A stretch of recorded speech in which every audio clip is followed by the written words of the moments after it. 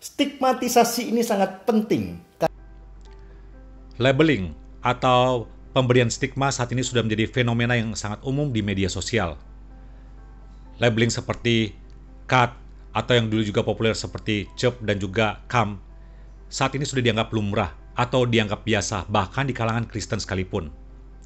Yang jadi masalah adalah seringkali di media sosial hanya beda pendapat, beda pandangan, langsung salah satu pihak memberikan labeling yang sebenarnya sangat-sangat nggak pantas dan sangat-sangat nggak tepat.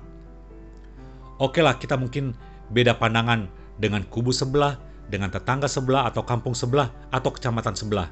Tetapi ingat, kita masih berada di satu rumah yang sama, yaitu rumah Pancasila di negara kita Indonesia ini. Kalaupun ada yang sampai melabel kita nggak perlu membalas dengan melabel balik. Sesimpel itu kan? Kalau kita melabel, apa bedanya kita dengan mereka yang juga hobi atau demen melabel atau suka menstigma negatif? Oke, simak terus video ini. Jangan lupa untuk like, subscribe, dan share channel ini. Soal labeling, kita perlu lihat dulu latar belakang kenapa muncul labeling seperti ini dan bagaimana kita merespon sebagai orang Kristen.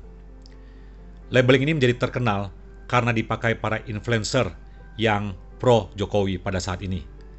Dan mereka itu eksis di channel TV Cokro. Ada DS, ada AA, dan juga ada Eka. Mereka sering memakai istilah ini. Si DS itu sendiri mengklaim bahwa stigmatisasi itu perlu. Berarti dia setuju bahwa labeling itu adalah sesuatu yang harus dilakukan. Setujukah Anda?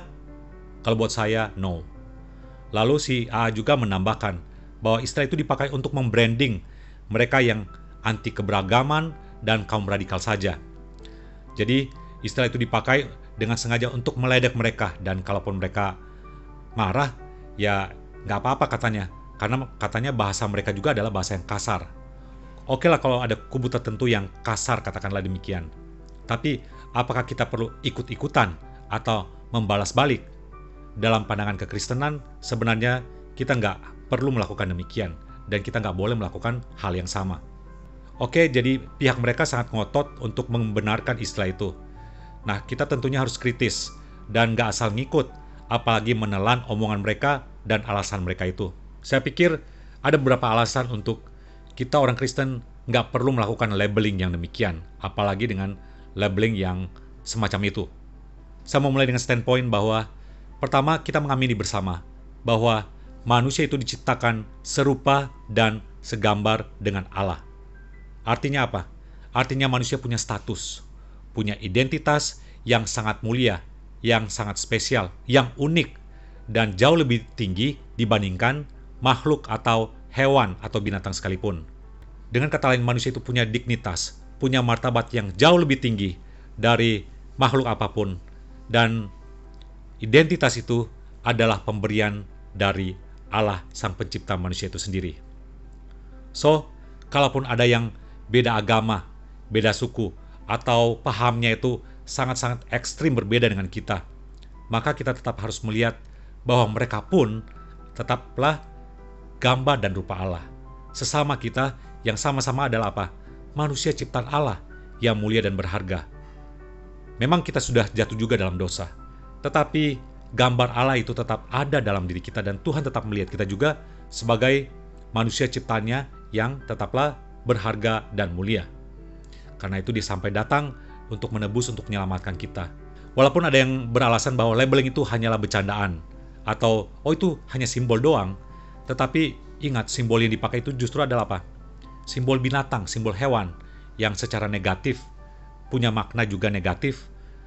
So fine-fine aja, kalau kita beda pendapat nggak perlu melakukan labeling. Manusia adalah makhluk yang punya akal budi atau punya rasio. Merendahkannya dengan terus melabeling, itu namanya melawan kodrat. Tuhan pun tak pernah memandang manusia ciptanya yang notabene manusia yang berdosa, manusia yang pendosa besar, manusia yang menjijikan itu, dengan terus melabelnya dengan kata-kata yang berasosiasi hewan.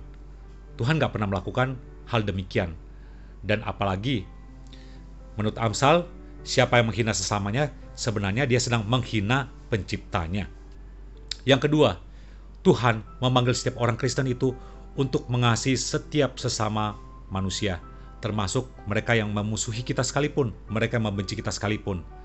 Jadi kita terpanggil untuk mengasihi mereka yang adalah musuh kita sekalipun, yang mungkin mengata-ngatai atau melabel kita dengan labeling yang negatif. Nah, kita terpanggil untuk mendemonstrasikan kasih. Salah satunya adalah kita nggak perlu merespon dengan hate speech atau dengan kata-kata atau ujaran kebencian, tetapi kita tetap merespon dengan kasih atau merespon dengan positif kepada mereka. Ketiga, labeling itu sebenarnya adalah dehumanisasi. Artinya apa? Perilaku atau cara pandang yang melihat orang lain dengan cara yang tidak manusiawi. Nah, ini berarti serius kan? Dehumanisasi itu artinya apa? Kita merendahkan derajat dan martabat orang itu yang sebenarnya adalah manusia yang sama dengan kita. Labeling dengan istilah yang jelas berasosiasi dengan binatang itu tidaklah pantas dengan kita menggunakannya kepada orang-orang yang kontra dengan kita. Keempat, labeling itu sebenarnya toksik, alias racun, alias berdampak merusak mental. Jadi tujuan dari labeling itu menurut Geofood adalah untuk menyederhanakan kompleksitas sesuatu. Artinya apa? Membuat orang jadi malas mikir. Malas untuk apa? Untuk berpikir kritis, untuk memikirkan dengan sungguh-sungguh, langsung secara simpel aja yang dipakainya adalah labeling. Dalam beberapa kasus, dampak dari pelabelan atau labeling seperti itu lebih parah karena apa? Itu menyasar kesehatan mental. Nah, kalau kita sungguh-sungguh care kepada orang lain, kepada sesama, nggak perlulah kita untuk melakukan labeling. Kita akan berpikir panjang sebelum kita melakukannya. Kenapa? Karena itu akan berdampak serius secara mental health. Secara kesehatan mental itu dampaknya jelas-jelas merusak. Yang kelima, labeling itu sebenarnya cenderung membelah atau membuat polarisasi, atau malah memperkuat politik identitas.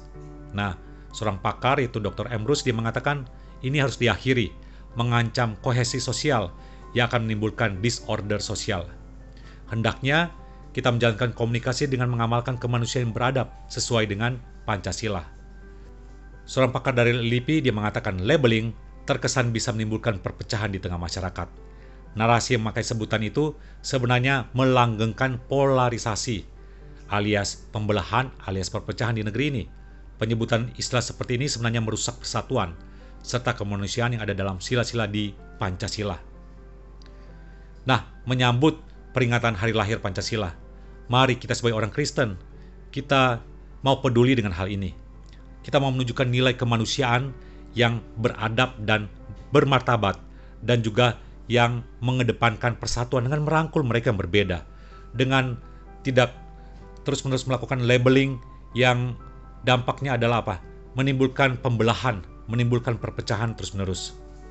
Oke, silahkan beda pandangan politik, tetapi sekali lagi nggak perlu melakukan labeling terus-menerus. Kita berada di satu rumah yang sama yaitu Pancasila.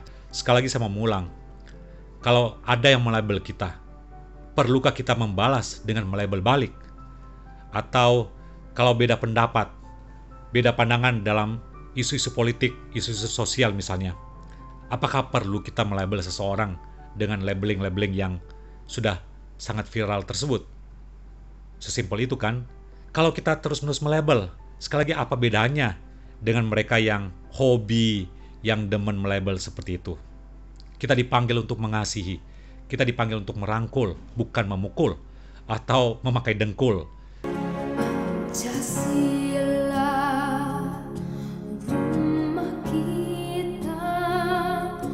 Oke, demikian sharing dalam video ini.